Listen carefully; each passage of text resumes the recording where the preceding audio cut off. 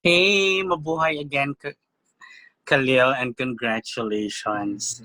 Yung Thank you. first question ko sa'yo is, syempre hindi naman lingid sa kaalaman na ang love of your life ay Gabby, di ba?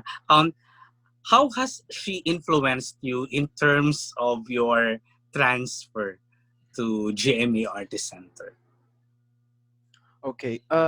She has helped me quite a lot in terms of how I needed guidance talaga in approaching this big decision and big career transition. Um, this this started actually medyo matagal na back in early or late January to early Feb. And syempre, nakakakwentuhan ko si Gab or she would give me advice about it. Pero she was never pushy. Uh, she just really tried her very best to support me and guide me with whatever decision I would want to make for my career and my life and my future. So sobrang grabe lang yung suporta niya at ramdam na ramdam ko yun during the months of meetings, discussing how to go about with the transfer, and then eventually leading to the actual decision. She was very happy. We were both happy, and I'm super thankful for her guidance. She was just really there to to support me in whatever, and she's always been like that with everything that I do, lahat ng mga career moves ko, lahat ng mga ginagawa ko. Sobrang supportive niya. When you were weighing on things, ano yung pinaka-glaring factor talaga na talagang pinupush ni Gabby for you? Why it's great to be with GMA Artist Center? Well, she knows kasi how passionate I am when it comes to my films. My she knows how passionate I am when it comes to the things that I love doing, acting, singing, photography, videography, and she would always tell me about how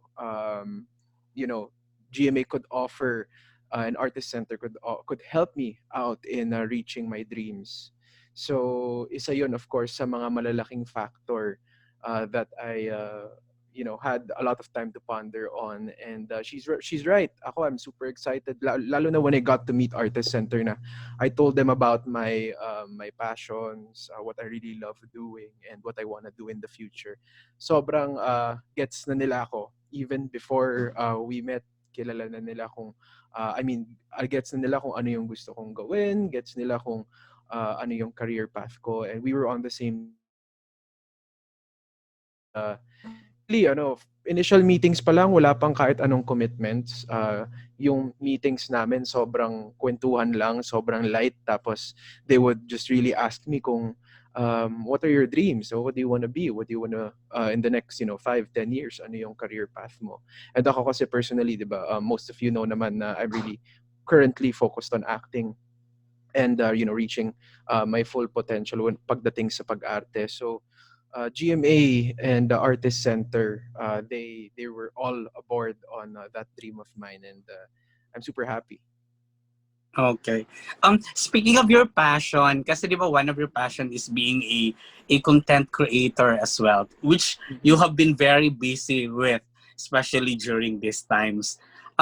Yung question ko is, how critical are you with regards to your work as a content creator, and how does it translate as an actor naman? As a content creator, really, it's quite different in terms of acting, pero yung lalo na nitong quarantine period where Gabby and I really had to, be active in terms of putting out content, creating content. And sobrang brain exercise siya all the time.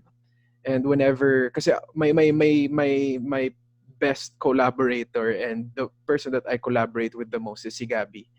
And sometimes, hours and hours of collaborating and just brainstorming, actually thinking of what we can do, what type of content we could create. And we have so much plans even before actually the pandemic.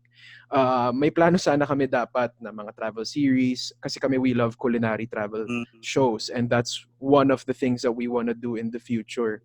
And also with the help of GMA, if ever in the future mabigyan ng opportunity, a culinary travel show is one of our dreams. So kami ni Gab, parang at the time that we spent creating these videos, photos, unti-unti kaming nahahasa.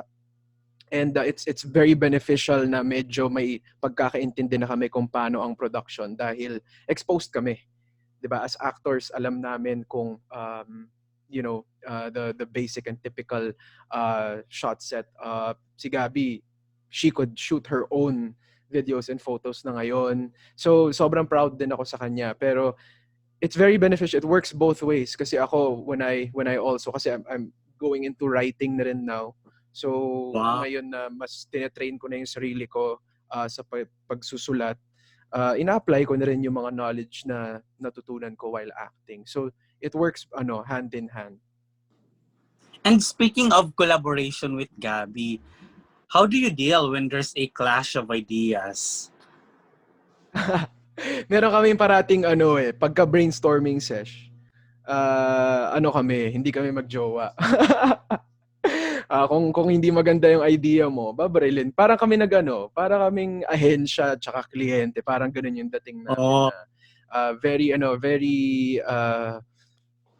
very different. Si Gabby sobrang creative nun. Ang dami niyang creative ideas. And right now, we don't wanna preempt it, pero we have so much plans for our YouTube na talagang pinag, nilaanan talaga ng oras, ng a lot of work in terms of the creative process. So, super proud ako for Gabby doon. And yeah, kami pagka nagbe-brainstorm kami, minsan nagka-clash nga. Pag halimbawa, hindi, yung idea na yan, hindi yan mag-work dahil pandemic or whatever, or hindi yan, insensitive yan, o hindi to maganda, hindi tayo yan, hindi yan yung natin. So very I think dahil din na sobrang ang kami sa industriya, medyo gets namin yung creative process of coming up or producing an actual series. So masaya siya. Masaya siya. Even though nagka-clash kami, we will learn a lot from each other. okay. And last question from me, Khalil. What's the best thing that happened between you and Gabby since being together, or having known together since 2017? I think for the both of us, and I think ito din yung isasagot niya, because we've been very vocal about it naman. Pero we both feel very yung pakiramdam, kasi being with the right person, you would know it eh. And that's what I've experienced in the 3 years of our relationship, kasi in all ways nag-grow kami. Even though hindi namin pinilit at all, hindi namin pinilit na kailangan mag-grow tayo personally, spiritually, mentally, physically. Hindi eh, kusa siya nangyari eh. Naturally, we're drawn to helping each other grow. It's the foundation of our relationship is really sobrang tibay. Yung trust namin sa isa't isa is super strong, that you wouldn't need to exert any effort to pull each other up. And yun, over the past few years, the best thing that happened for me personally is really the amount of growth that I experienced on all the aspects of my life. I became closer to my family, her family. I started managing my time better. I started, really forging my path as a storyteller. Uh, I started taking care of myself physically, also mentally. Started taking care of my mental wellness as well. So grabe yung changes, pero all for the better of our lives and our relationship. Okay. Thank you so much, Khalil, and Thank you congratulations. so much, Albert. Salamat. Thank you, Mr. Albert Abelido. Next question naman from Miss James Miguel of Showbiz Gana. Hello Kalil. Question ko Hello. lang kasi napanood ko dun sa isang vlog mo with Gabby na parang during the pandemic na you both of you talk about your overthinkings pati yung mga worries niyo in life. Pero you calm each other naman. So curious ako so far, ano yung biggest life lesson plus relationship lesson mo so far? Uh, Probably the biggest since pinaka-recent siya. Uh, and we talked about this also in the vlog that you watched also probably. Um, it's my personal realization is the importance of valuing communication and relationships, not only to your partner but also to everyone else. Ako kasi yung tendency ko as a person, whenever I experience problems, anxieties, or whenever I feel down or may nangyari na may nangyaring rejection or things didn't go my way, nature ko growing up is isosolohin ko yun. I wouldn't communicate it with anyone, not even my parents. I wouldn't communicate it with my friends. I wouldn't communicate it with my partner. So I always just try to take it head on alone without any help. And what I realized with Gabby is kasi she's vocal naman about everything. Whenever she feels um, any negative energy, if she feels sad, if she feels angry, she would tell me. Gabby kasi she's super straightforward. Hindi niya tinatago yung nararamdaman niya. So ako, that's what I learned a lot. That's what I learned from her. One of the things lang among the others that I learned from her is to really communicate to the people that I love. It's not ignoring your feelings. It's not ignoring the value of the relationship, the connection that you have with people, because these people love you. These people care for you. These people want to help you. So that helped me a lot, lalo na nitong pandemya. Kasi syempre tayo may sariling iba-iba tayo ng ways of coping with isolation. Lalo na right now, lalo na nung ECQ, panahon ng ECQ. And she helped me through it. Kasi there were days talaga na, 'di ba, yung routine mo, magising, kumain, tapos balik tulog. Tapos ang daming nangyari sunod-sunod. So it really, I came to a point na parang I was really bothered. The anxieties got the better of me, and she was there. She was always there, but I never really realized it, 'di ba? Kasi nga I'm too focused on, hindi, kaya ko na to alone. Pero she would always remind me that there are a lot of people who love you, a lot of people who would want to help you, and that's life. Life is all about connection. It's about everyone is connected. So life is about connecting to people, communicating, and helping each other. Saka, question lang, kasi nakita ko yung wine night nyo. Sobrang tuwan-tuwa ako doon. Like, kakapanood ko lang kanina. Parang, more on ganun na ba? Like, parang raw na content. Like, parang kita talaga yung mga, syempre may mga parang adjustments na nangyayari. Like, yung mic, nasasangge and all. Parang, mas ganun na ba yung magiging content ngayon? Ano namin yun? Gusto namin yun gawin at least twice a month. Live kasi yun actually, yung 1 plus hour na live stream that we posted na rin online. Pero yeah, that's something that we love to do kasi ang ganda nung connection namin with the viewers. We get to talk to them. We get to actually communicate with them firsthand, and we get to share our insights, share what we think of several things. So eventually, ang dami nga nagsasabi na pwede kayong mag-podcast, pwede kayong mag-start kayo ng podcast kasi ang insightful nung mga sinasabi namin. So that's one thing that we want to explore in the future. Pero syempre, we started doing that August, September.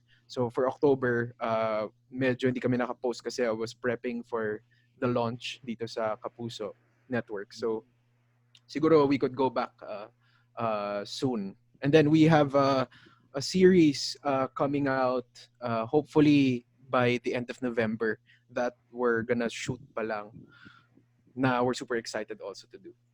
Pero more on the channel ni Gabby to or sa channel mo na din? Di ba kasi parang Both separate? actually. Yeah, separate. So yung ginawa namin, sa channel ni Gabby, more on lifestyle, mas the things that she loves doing, mga videos about our relationship, giving relationship advice, or also the live streams about, you know, what we go through as a couple, mas sa kanya yon. And then sa channel ko naman, everything creative. We both love doing creative stuff. So yung Zoom quarantine photo shoot namin doon namin nilagay. So mas creative yung channel ko. Maybe in the future mas merong mga tutorials. We're planning kasi si Gabby and I na parang creative process, a walkthrough on how Gabby is as a model and how we come up with content and how I shoot videos, how I shoot photos. Yeah. Lang. Thank you so much and congrats. Thank Looking you. forward sa mga projects mo. Salamat.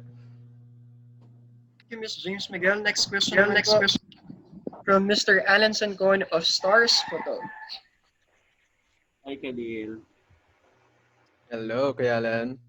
So, yung ano lang, tanong ko lang, yung follow-up ko lang dun sa tanong ni Albert kanina. Paano yung process nung nung transfer? Kumbaga, paano nagsimula? Sabi mo, January pa yan. If you wanna clear things, kasi baka isipin din ng tao, kaya ka lumipat because yung Because nawala. of the Yan, di ba? yeah, the shutdown. So, paano yung naging process nung pag-transfer? Okay. Things actually started early this year. They I'm trying to recall. Okay. So they got in touch with me.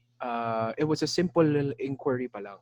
So they were asking me kung if I have any interest in transferring to Artist Center, and they were asking if I would like to set up a meeting. So this was January, February, pero at that time I was quite busy. I had a lot on my plate. So sabi ko, maybe in the future, I'll let you guys know kung I could spend some time pondering. I would have to spend some time pondering and thinking about it first because it's a big decision if ever. So yun lang, pagdating ng March, naabutan nung lockdown. So I communicated it to them na I want to sit down with them to meet because sakto yung panahon nung end of Feb to early March na expired na rin ako sa previous management ko. So I have an option of moving. So yun yung naging position ko. Where will I go? So initially I just really wanted to weigh my options. Gusto kong makita kung what's in store for me sa GMA and if I should, make this big career decision and life decision. But then inabutan nga ng pandemic and then everything froze. Lahat naman tayo, yung buong mundo tumigil. So na-delay. Then we started meeting again, I think I think around June or July, between those months.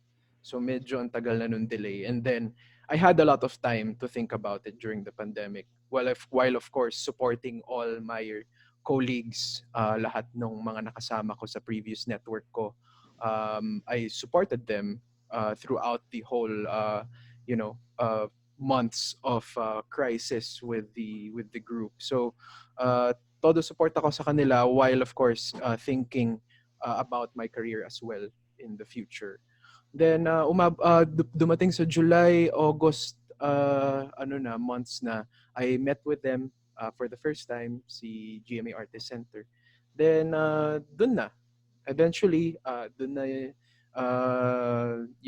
natuloy. I met with them a couple of times, discussed kwentuhan lang talaga, very very casual. We discussed about my dreams as an artist. And then eventually, syempre, I had to talk to my family. I had to get their insights as well. Then we decided to make the big decision around September, I think. Yeah, I think September. Tapos Khalil, nasabi mo kanina, tinanong ka ng GMA kung ano yung dreams mo, ano yung dream project mo, di ba?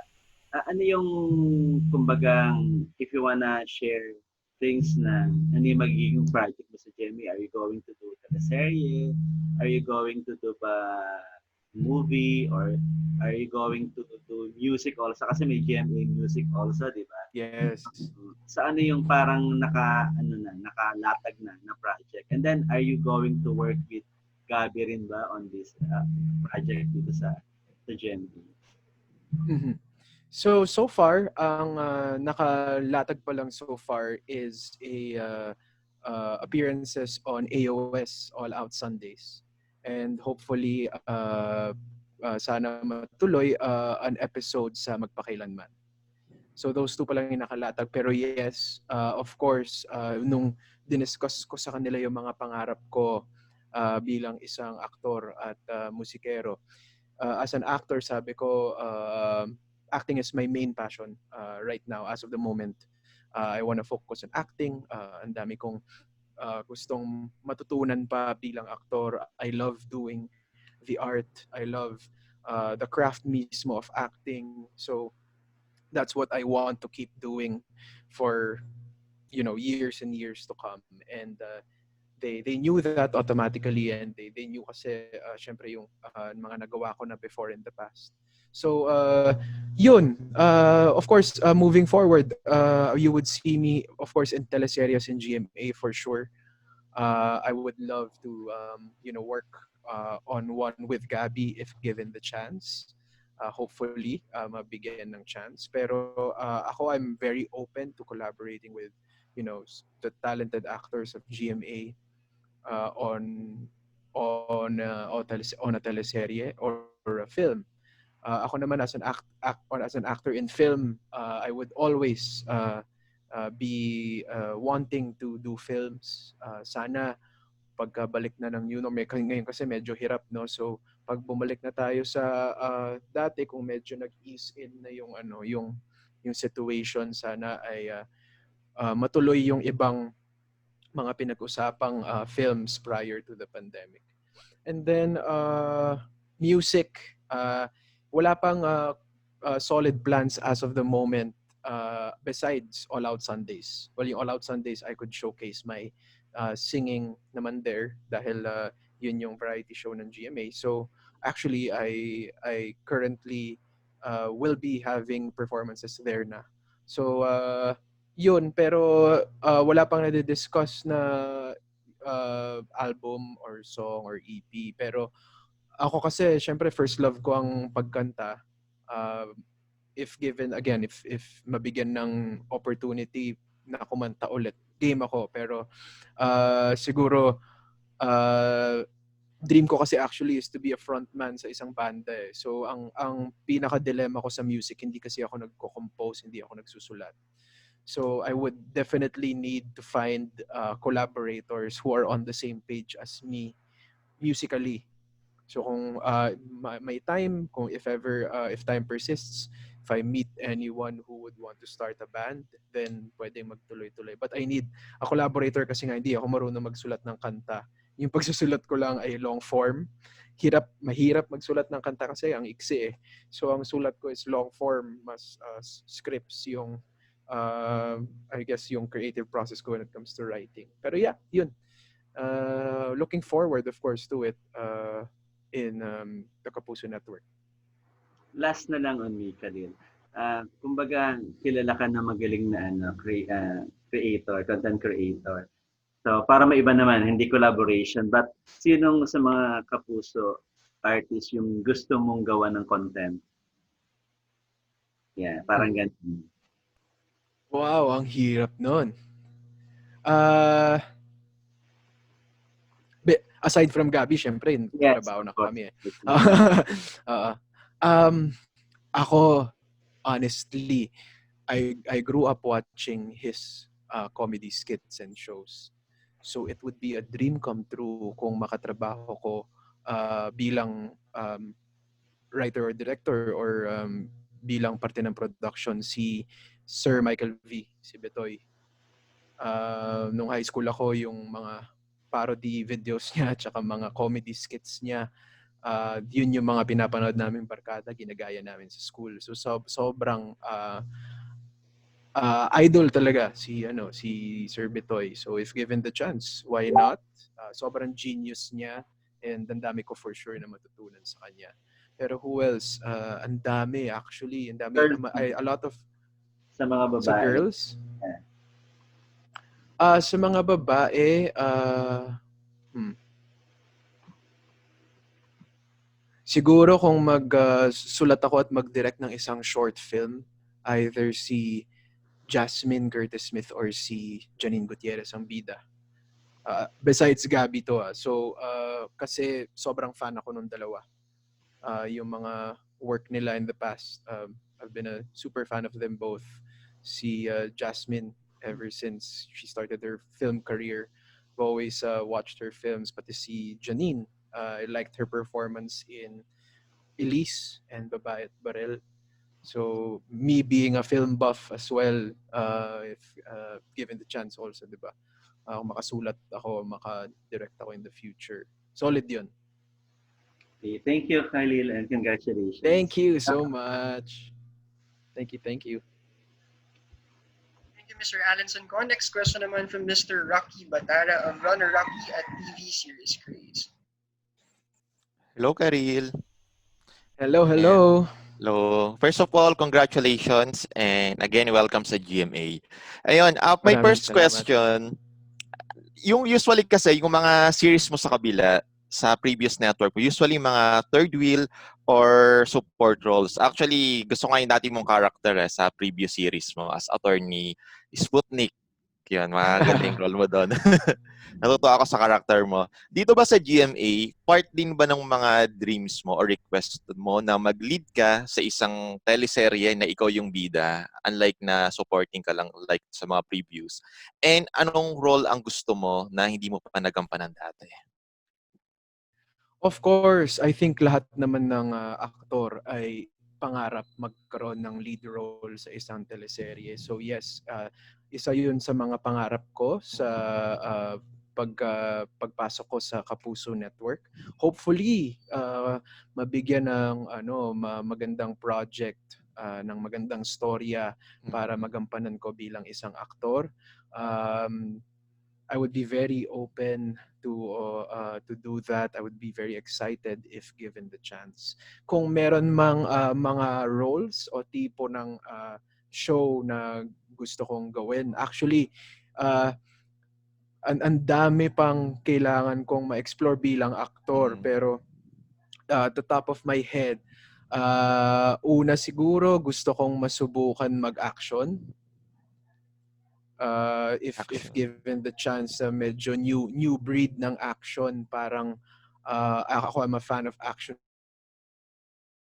So if mabigyan ng chance na medyo action drama role, game ako doon. Another would be a role in heavy family drama. So isa yun sa mga gusto kong gawin actually, yung isang mga storya tungkol sa pamilya talaga, tapos may konting may bigat siya in terms of genre. So dramahan kumbaga. Next siguro I will also wanna explore comedy.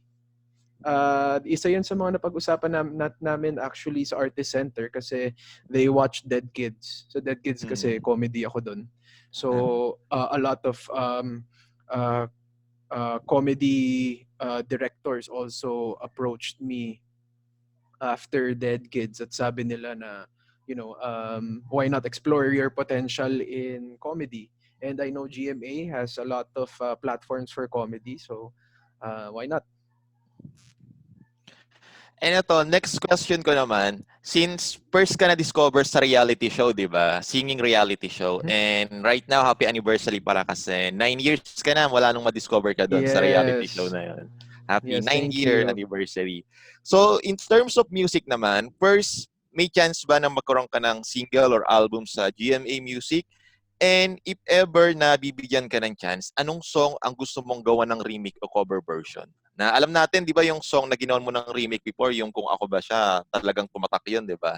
So, Yes. naging kings na yun. So, ngayon, aside from that, ano pa siguro yung songs na gusto mong gawa ng remake or revival?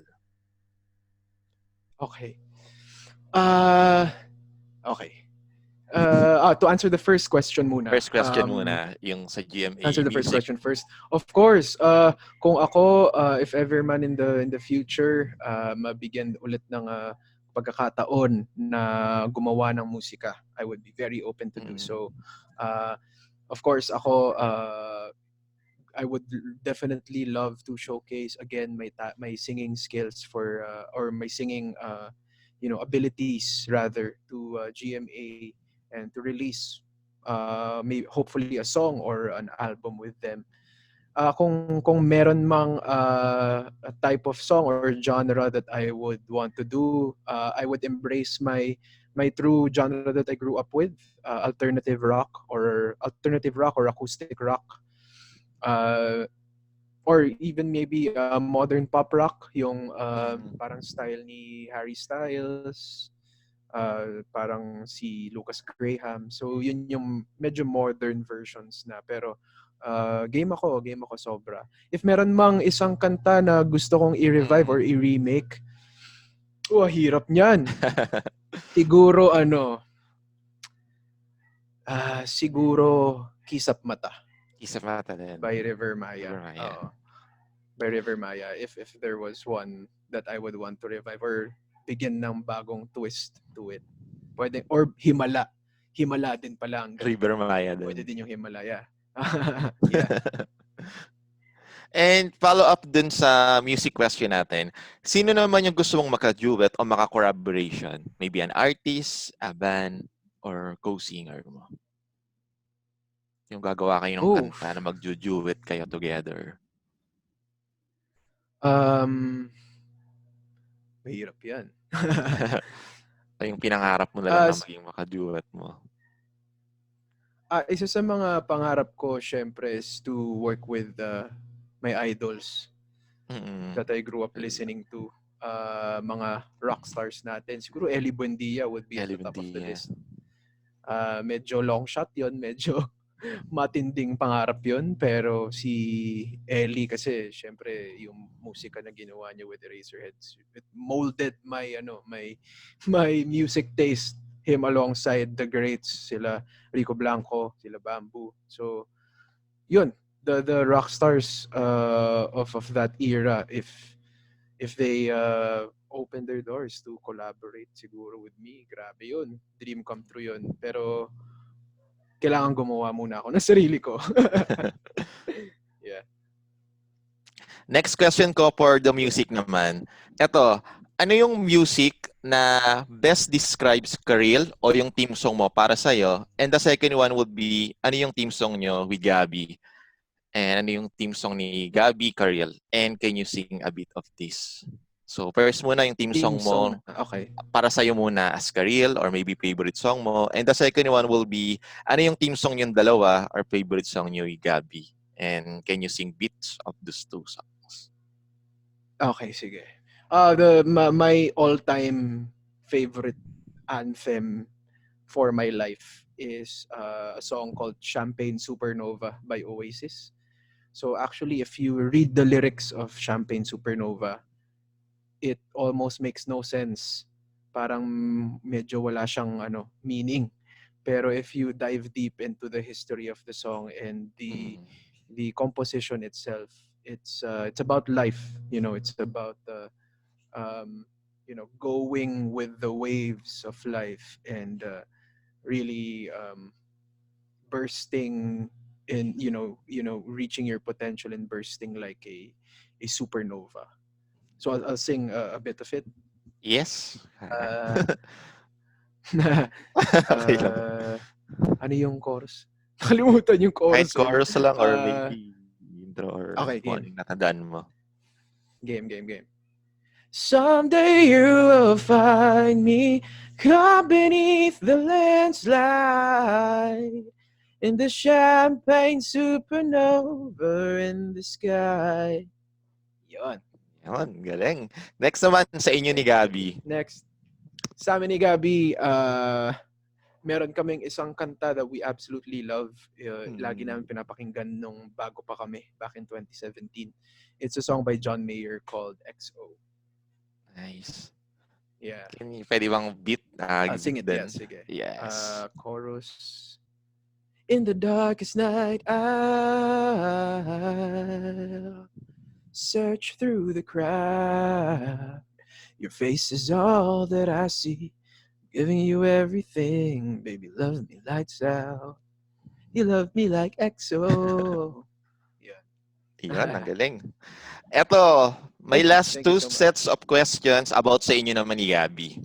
So, per set of questions ko, ano yung similarities yung dalawa ni Gabby? And ano yung mga hilig or hobbies nyo na gusto nyong gawin aside from doing vlogs together? Similarities namin. Similarities yung dalawa. We both absolutely love food.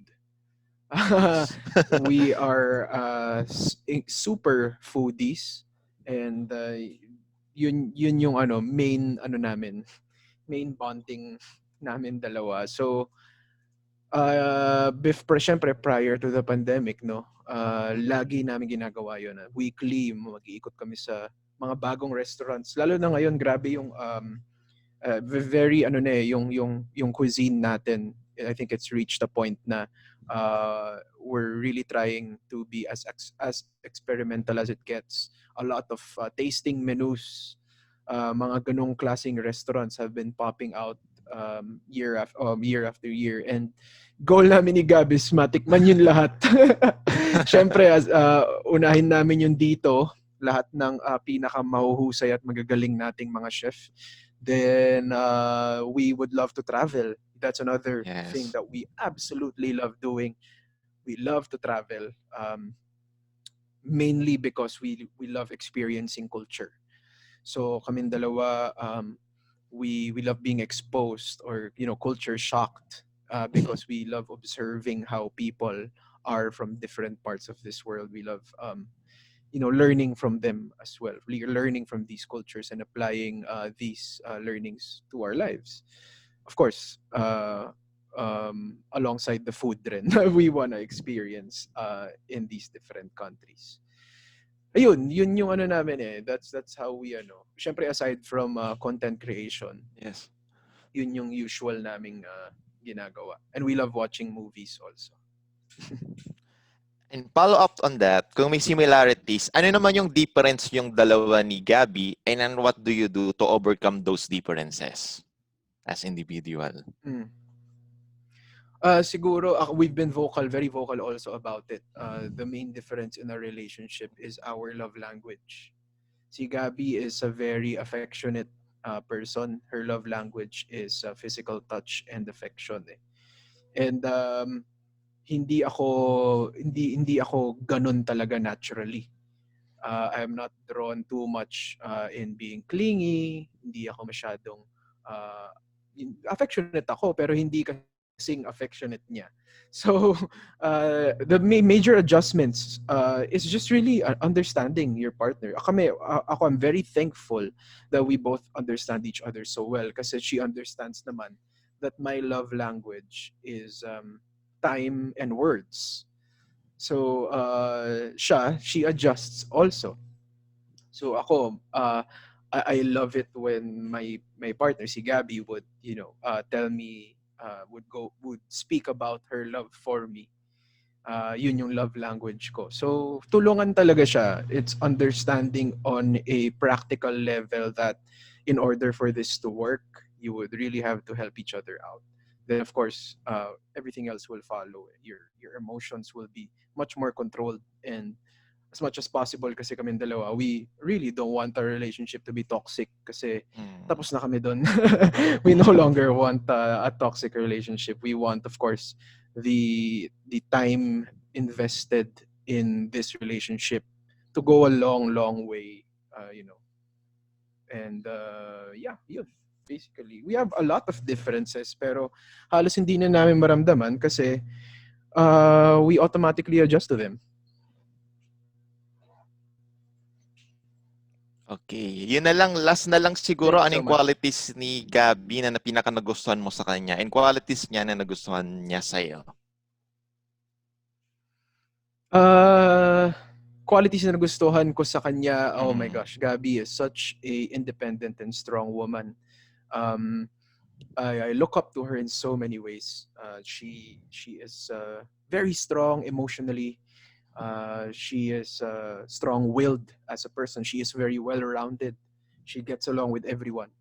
That's one thing. That's another difference. Ako hindi ako masyadong ganun. She's more well-rounded than me. Mas nakaka-jive niya. Kahit sino pa ang kausap niya, makaka-jive niya at makakapagkwentuhan niya. Her management with time is perfect. That's what she doesn't like about me. Because I am not so good in managing my personal time. I'm good at managing the time of a production. Whenever I'm a producer or an assistant director, kaya kong mag-manage ng shooting schedule. Pero sarili kong oras, hindi ako masyadong magaling sa pag-manage. So si Gab, ang dami ko natutunan dyan sa pagbalanse ng work and personal life. So she has so many things going on pero sobrang kontrolado kasi ang galing niya. So ang dami kong natutunan dun. What she likes about me, I couldn't say for sure eh. Nung una, I would just always help her with whatever she needs help. And ako kasi, it's my belief, growing up to treat women very right and properly. I have such high aspirations for women. Like, of course, ako kasi I grew up very close to my mom. So ako mataas ang tingin ko sa mga kababaihan. I would love to I love treating them right and I love treating Gab right and siguro naturally kasi I was always like that to her. I would always see to it na she's happy. Hindi pwedeng I couldn't treat her otherwise because she deserves it. Yun. And I pagka hungry na siya, kung mainit na ulo niya dahil gutom na siya, binibilang ko siya ng pagkain. Siguro yun yung gusto niya about me.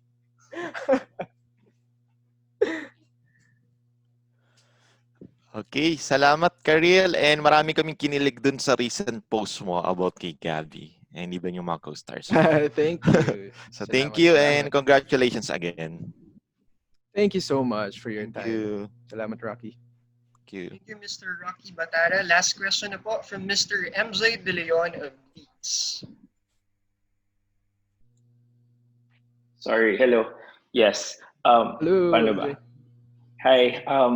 I don't know where to begin because you've picked up a lot of great things from your previous answers. Pero siguro this has been asked siguro twice or three times ng mga other bloggers before me. But siguro you're viewed kasi, or maybe it's just me, as not one of those of actors in the same age na medyo hindi ka talaga masyadong mainstream, right? Although, because my idea of you is always Too Cool to Be Forgotten, Dead Kids, LSS, and these are not sort of like mainstream love team, teeny bopper materials. So when you transfer ba to GMA, was there siguro an encouragement for you to kind of rebrand, or maybe if I can rephrase my question, was there no fear? Was there a fear na medyo mag-iiba ka ng konti ng direction with what you're doing, with your filmography, or with what's been attributed to you sa body of work mo as an actor?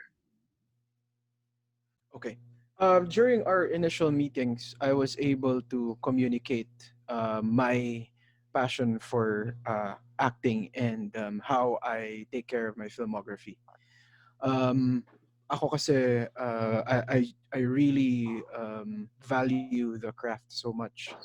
And for me, whenever I take on different roles, I would always be particular with the way the story will be told its treatment, and it all the way up to its distribution plans. So I'm very meticulous also when it comes to accepting the roles that are offered to me. But one thing really remains is um, the value of story for me. Story will always be king. I've always reiterated it always in my previous interviews that no matter what, I will always strive to tell stories in all the mediums that I'm part of, whether acting, photography, or filmmaking or writing in the future. So to answer your question, I told that to them firsthand sa Artist Center, and they completely understood and they embraced that career path. No, there wasn't any forcing of rebranding. There wasn't any ano naman, wala namang hindi naman ako sinabihan na oh kung lilipat ka ito yung ano mo, ito yung Mm-mm. dapat magbago ka ng branding, hindi ka pwedeng ganito, hindi ka pwedeng ganyan. Walang ganon. They really heard me out, and that's what I loved about how they welcomed me in Artist Center and in GMA, is that they listened to what I love doing, and it's what I bleed for kasi talaga eh. It's a passion that couldn't be taken away from me, no matter what. If ever I do offbeat or out of my direction, if I do projects na ganon, which I'm not close naman, I'm not hindi naman ako, I won't do mainstream at all. Hindi naman ako ganon. Again, I understand the difference of these platforms, and I understand the different markets as well. It's important also as a writer filmmaker to know that. So I'm super open to to doing more projects in the quote unquote mainstream world, which I believe is kind of ano na eh, the fine line is starting to disappear with the surge of digital. Mhm. We're Mhm. starting to Mhm. merge those ideas, and the audience is looking for more. The audience would love to see different stories, and I'm all for that. Of course there are a lot of story structures, story um I wouldn't say formulas but more story tropes that are familiar to the audience, and that would be effective in telling stories, and that isn't bad at all. I would love to be part, but again, for me, I would take on it if the story is if I feel strongly for it, if it's beautiful, if it's well told, who's helming the project for me, and so far, and so on rather.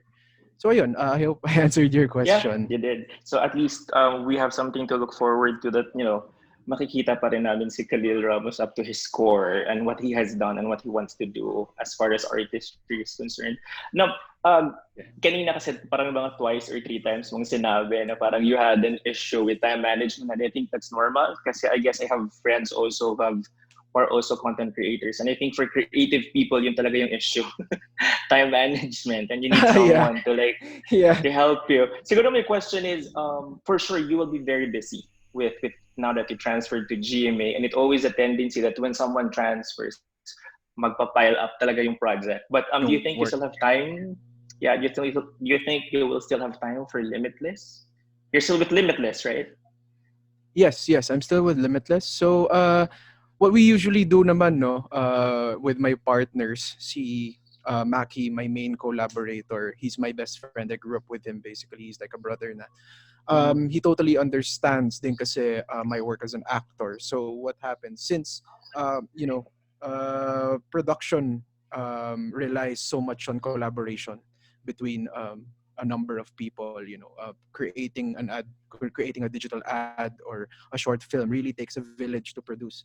And we came to an understanding naman na once things are quite busy for me, we always have plans for it. It happened na in the future. with some projects that I did, and I had to take a small step back on producing. But then right now, actually, we're super blessed right now. Amidst the pandemic, meron kaming mga nakuhang new clients, and we're currently working on some now. I actually directed a short film for one of our clients a month ago, which we're planning to release, I think, early November. So, super blessed pa rin na, of course, may mga nagtiwala sa Limitless to produce their online stuff, their digital ads. So I would always want to be active. But then again, if natadtad nga ng work, ganun kasi talaga eh. You really have to, you know, balance things out and find time to do the things that you love doing. I mean, I have plenty really on my table to begin with prior to entering the Kapuso network. So I think mas challenge pa ako in the coming months. Pero kaya yan. I think magagawa naman yan ng solid kasi that, again really creativity, it's all about collaboration really. So I trust naman everyone that I work with. So yeah.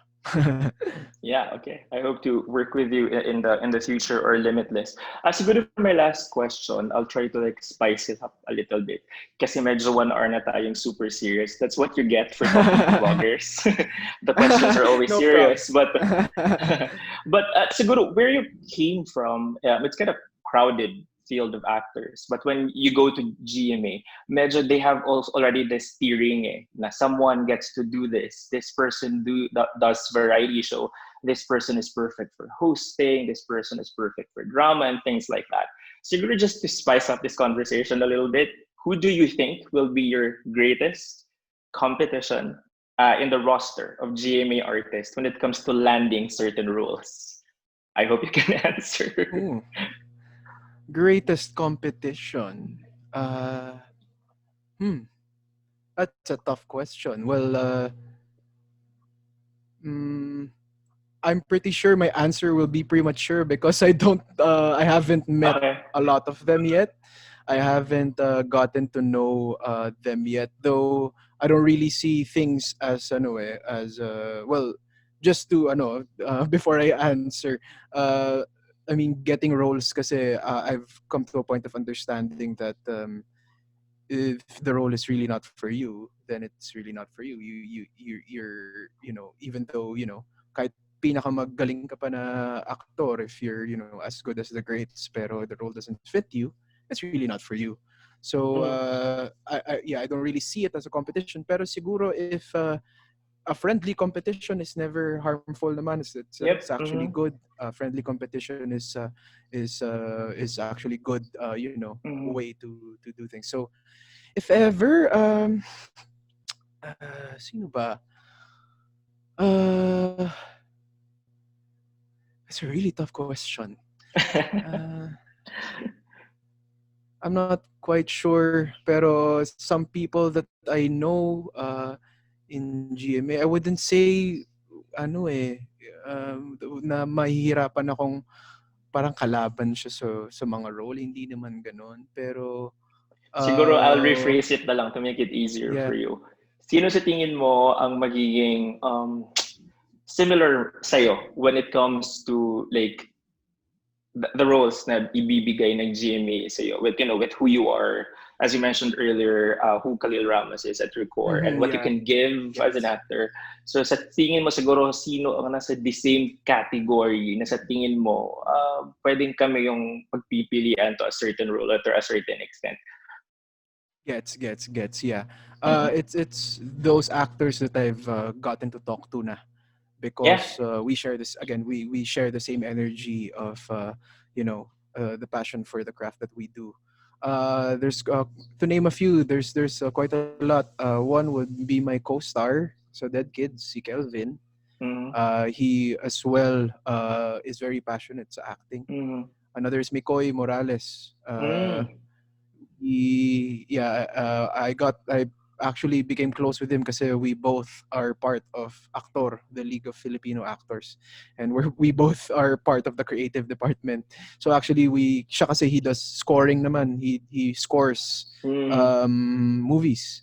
He does scoring. So we have a lot in common, and we have a lot of you know we share a lot of opinions, and we share a lot of insights in regards to the passion. Who else? Sino pa ba?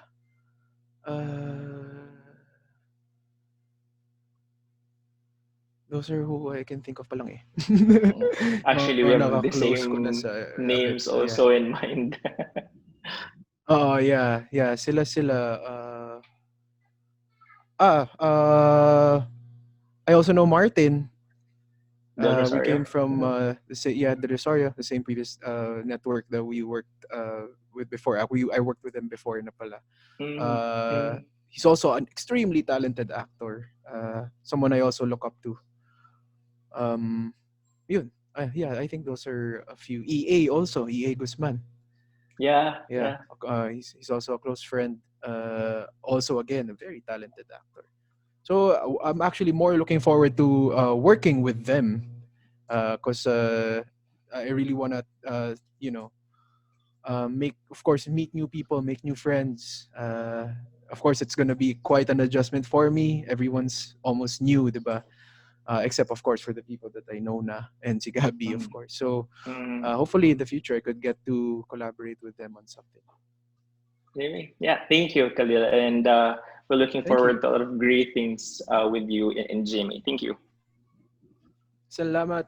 Thank you so much.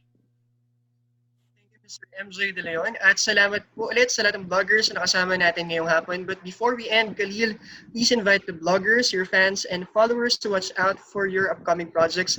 And you may also plug your social media accounts. Okay, to all the... Sorry, excuse me. Nag-burp ako. To all the bloggers who came today, maraming salamat for your time. I had a lot of fun talking to you guys today. It's been a long time since we last talked. I hope all of you are doing well and are safe. Sana dumating na yung panahon na magkita-kita tayo ulit. Hopefully naman malapit na yon. Pero till that day comes, please do keep always stay safe, and I'll see you more dito sa mga ganitong Zoom blog cons and mga kwentuhan. To everyone watching, lahat ng Kapuso, maraming salamat for tuning in. Sana ay may natutunan kayo, at least a thing or two sa mga nasagot ko kanina. And I hope you guys watch out for everything that I'll be doing dito sa Kapuso Network, sa GMA. I'm super excited. Maraming dapat abangan. For now, abangan nyo ako sa AOS, All Out Sundays, and Unang Hirit. Actually, that is tomorrow. I'll be on Unang Hirit tomorrow. So, abangan nyo ako doon. Salamat sa mainit na pagtanggap, mga Kapuso. And I'll see you guys real soon. Thank you so much, and have a great day.